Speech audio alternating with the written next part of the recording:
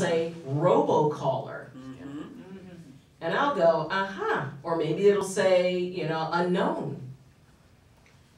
And so when I think to myself, it's like, do I really want to answer that call right now? Do I really want to either talk to a computer, which I find it fascinating, the idea that, you know, if I get a robocall and I let it go to voicemail, that means two machines are carrying on a conversation with each other. Only But I in the future. It's still pretty one-sided. Yeah. But the thing is, I choose whether or not I answer that call right now. Now, I may choose that based on maybe how busy I am in the moment. Maybe it's someone, it's like, oh God, no, not right now. Because we all have that person and we see it's like, and later, for whatever reason. But the thing is that we claim our right to choice. We have the right to choice. And I find that spiritual callings can be very much the same way. Not every calling needs to be answered immediately. The universe has been around for a very long time. It's used to waiting. But the thing is, it's very easy to get caught up.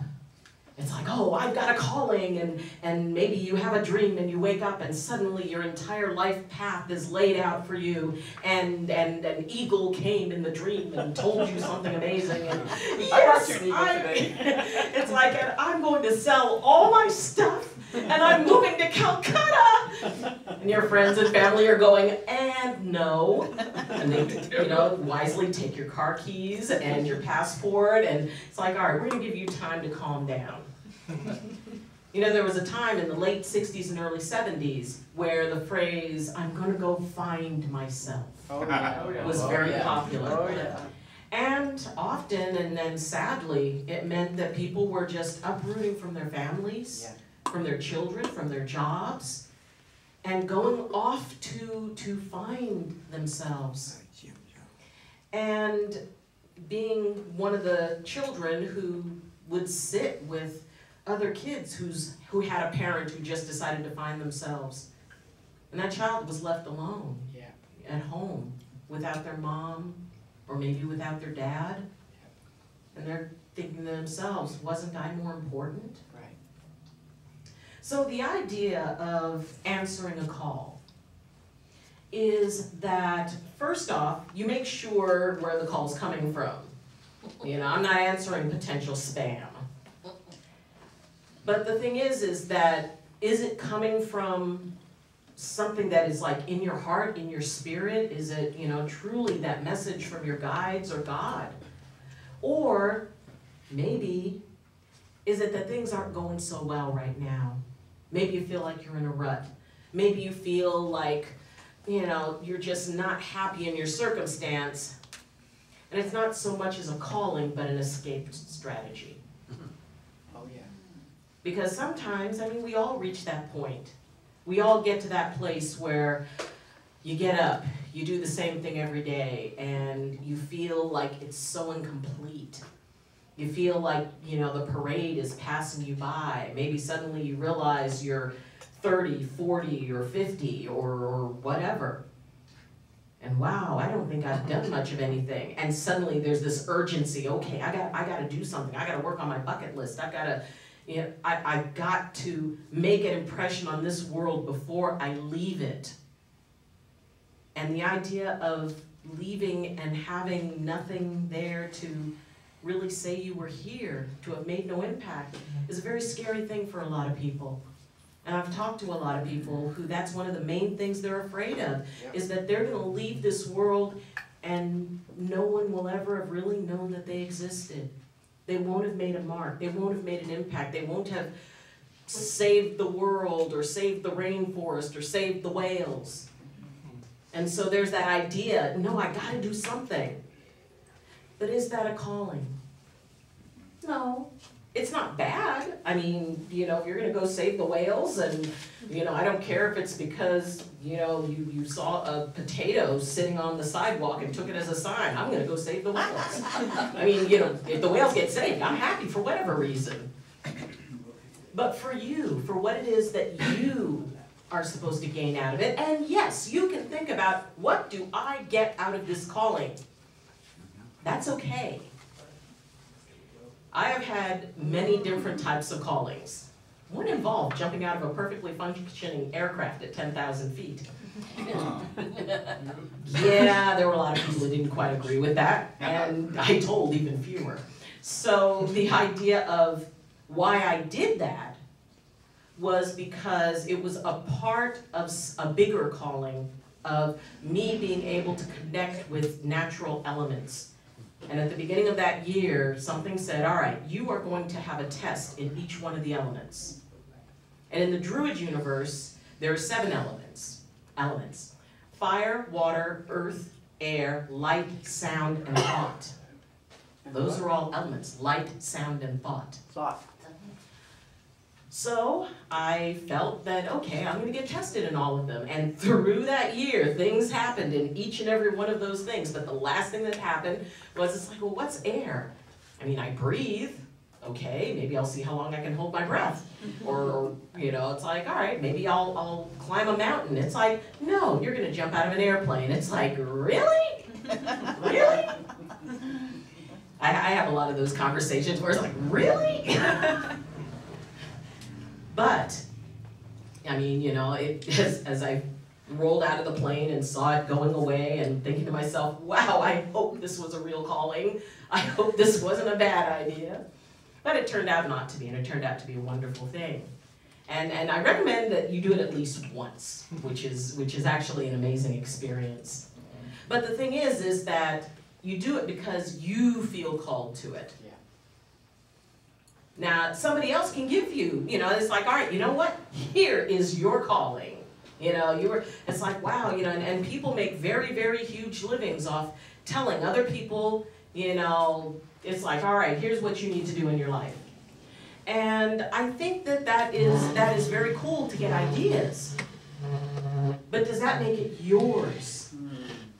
And often we have family members. I know of someone who went through chiropractic college, and I love being a chiropractor, I really do. It's like one of my favorite things in the whole wide world.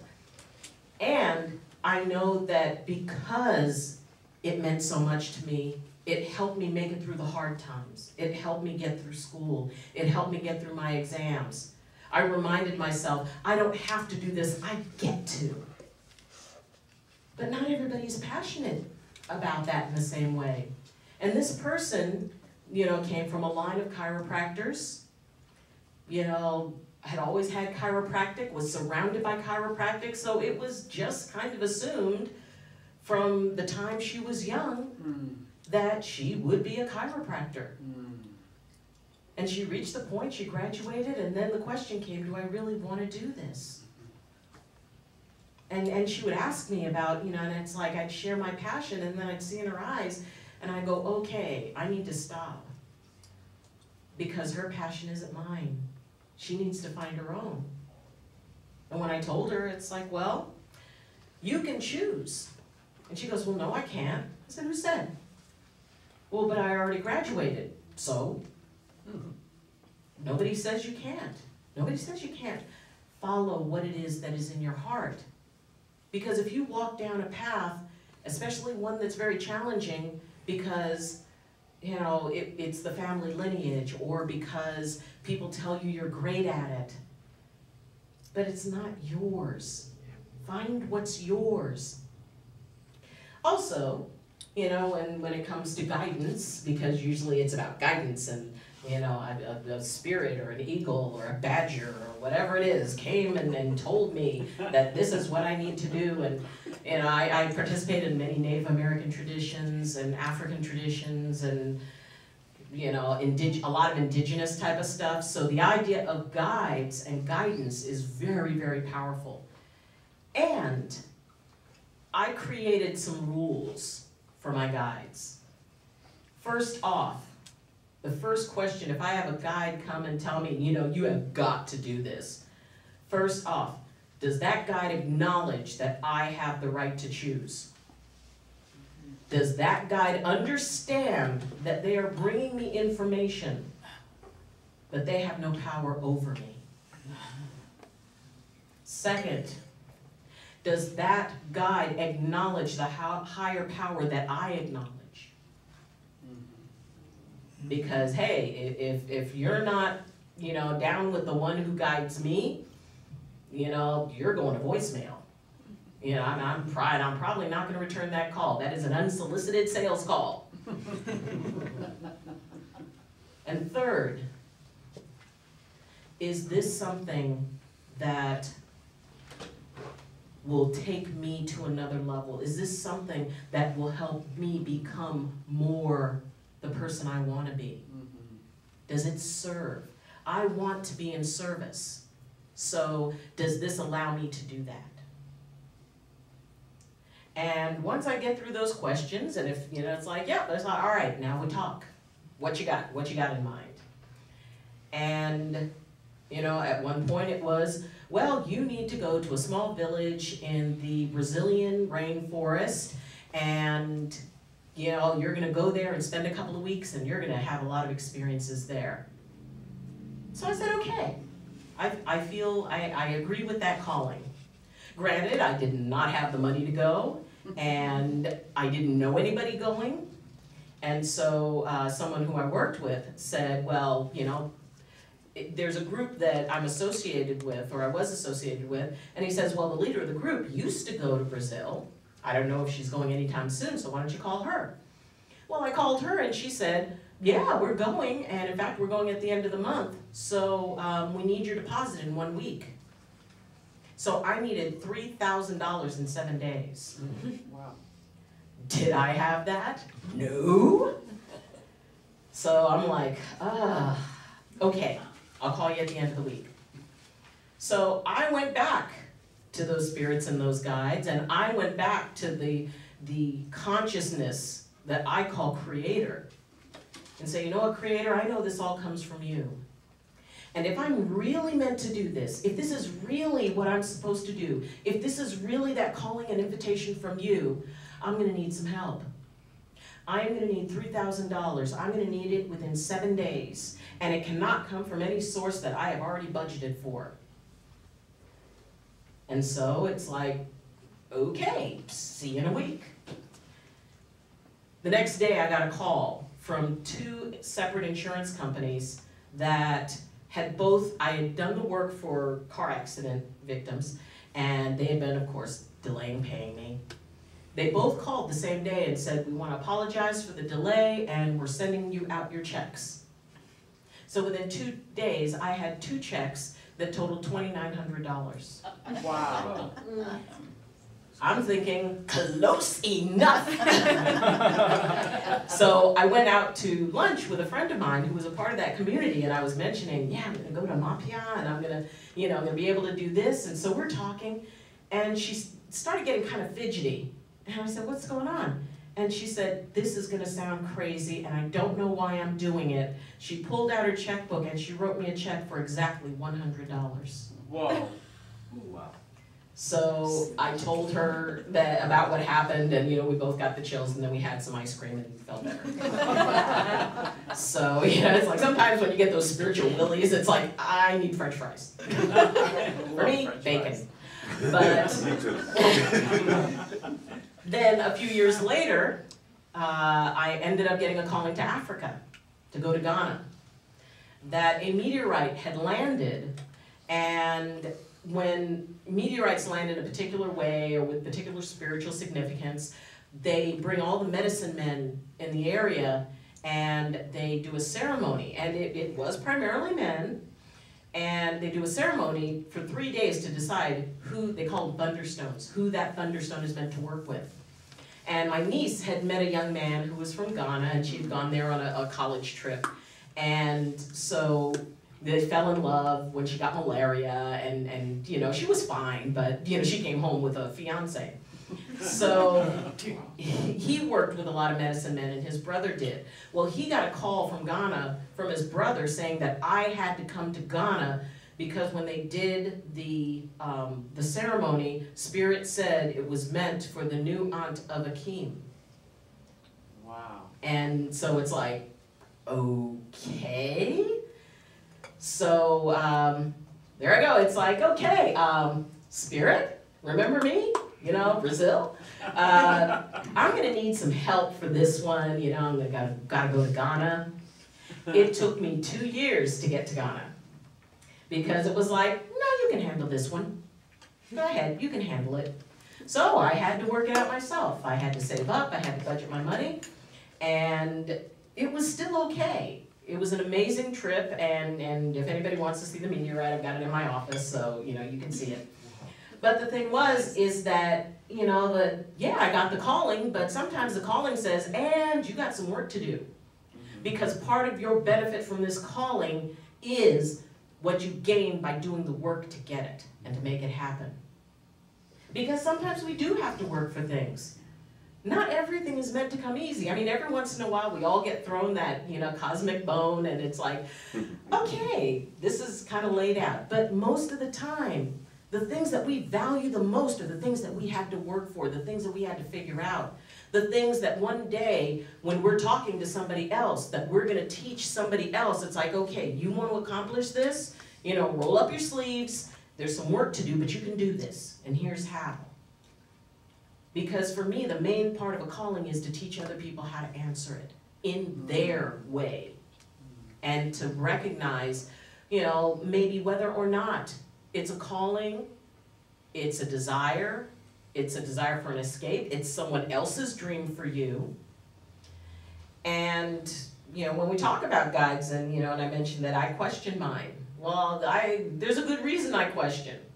Because anybody here ever heard of trickster spirits? Oh, yeah. Oh, yeah. In the Native American tradition, coyote, Yeah. and you know, crow for many. And the idea that, you know, that there are some spirits who seem to really take a lot of joy in just mucking with people. Now, the thing is though, is that trickster spirits are very, very valuable. Yes, they are. Because the thing is that the idea that if you were either naive or inattentive enough to fall for a trick, then that is what you need to learn from. Sometimes the burnt hand does teach best. Why is it that when you put up a wet paint sign, you know you're gonna see somebody who's gonna touch it? And it's like, oh, gee, I guess it was wet. Hello, sign. Yeah, but you know, people will, it's like that, you know, no, I have to prove it to myself. And sometimes the best way to figure out how to avoid a trap is you get caught in it once. And then you learn, oh, okay, I'm gonna be a little bit wiser, I'm gonna be a little bit more selective. You know, there's a lot of people out there who spend a lot of time manipulating people. They spend a lot of time convincing people, hey, you give me $10,000 and I'm gonna show you how you can make 10 million. I'm not saying they can't. I'm just saying that the first 10 million is gonna be theirs. You know, and you know, there's a lot of different ways that people do chiropractic. You know, I kind of like sort of the more old-fashioned spend time with you ways. And there are some chiropractors who have practices where they don't spend more than 90 seconds with a patient. Wow. They adjust in a huge room with multiple tables. And for some people just like that. It's like, look, I don't even want to have to turn my car off. Just let me come in, pop, and then I'm gone. But the thing is that, you know, if somebody goes into that because that's just the way they like, but if somebody goes into that because someone convinced them, oh no, you need this in order to be healthy or whatever. You know, anytime someone tries to sell you something, anytime someone tries to say, hey, you know, you don't have the answers, I have the answers and I'm gonna give them to you, but you have to do exactly what I say.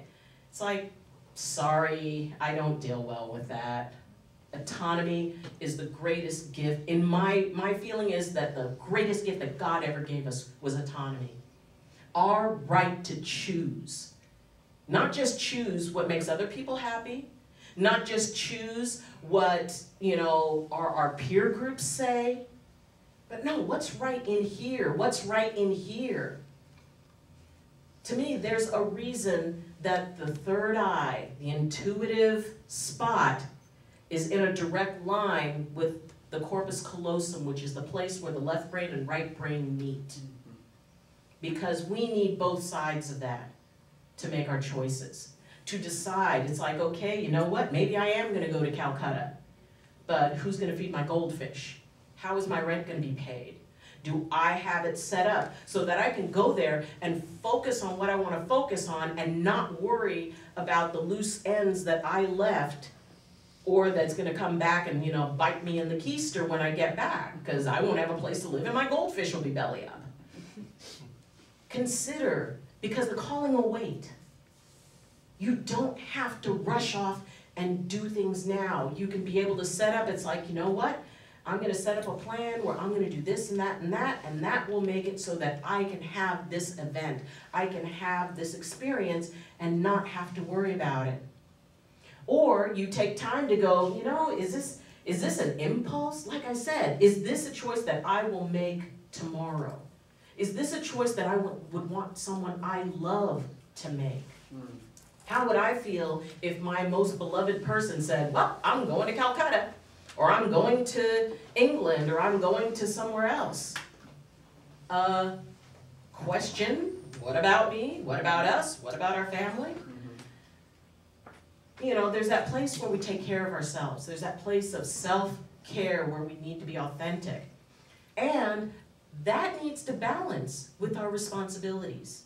It needs to balance with what it is that we do for other people, how we support them, how we're there for them. And yes, I have traipsed off to some very interesting places. And I'm fortunate in that my sons are grown. Now, if my sons were young, I probably wouldn't be doing that. If they were small, it's like, no, because before God gave me that calling, God gave me them. And that is my priority. Well, now they're grown men who only occasionally call me when they're either mad at each other or have a cold. So, you are not going to believe what he, please tell me one of us was adopted. Sorry.